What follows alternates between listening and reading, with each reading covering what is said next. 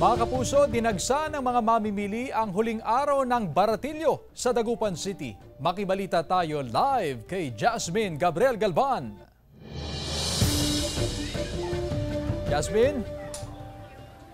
Chris, sa mga oras nga na ito, dagsa pa rin yung mga kapuso nating namimili sa huling araw ng Baratilyo dito sa lungsod ng Dagupan. Kalsada sa sakyan. Mula sa Lingayen, Pangasinan, dumayo pa si Aling Lolita sa Dagupan City para mamili sa Baratilyo. Huling araw na ng Baratilyo ngayon at gaya ng nakagawian, bagsak ang presyo ng mga bilihin ngayon. Gusto raw bumili ni Aling Lolita ng punda ng unan mula sa 50 pesos kada piraso. Ngayon, 4 na piraso, mabibili sa halagang 100 piso. Ngayon lang bumili ako ngayon dahil mamura.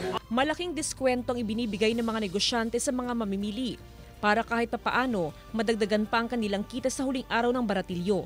Ito ang sinasamantala ng mga mamimili, kaya naman dagsa sila sa Baratilyo.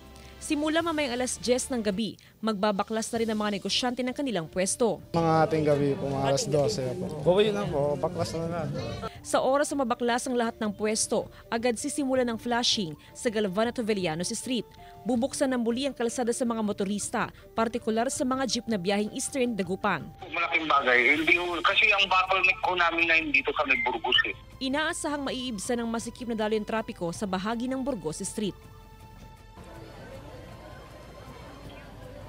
Chris, sa mga oras nga na ito, ay may mga ilang negosyante na abala naman na sa pagbabaklas ng kanilang mga pwesto. Gaya na lamang dito sa aming kinaroroonan kung saan ay talagang ongoing na yung kanilang pagbaklas doon sa kanilang mga stalls dahil hanggang midnight na lamang yung binigay sa kanila para nga makapagbaklas ng kanilang mga pwesto. Samantala, Chris, dahil nga napakarami pa rin mga namimili, actually mula sa ating kinaroroonan, diretso doon mismo sa Baratilyo ay napakarami pang mga tao. Siksikan pa yung mga tao, nakaantabay ang pulis mula sa Dagupan City Police Office para matiyak naman yung safety ng ating mga kababayan. At sa ngayon nga, Chris, ini-enjoy talaga ng ating mga kapuso yung napaka-mura, yung mga discounted na presyo ng mga bilihin ngayon dito sa Baratilyo ng Dagupan City. Chris?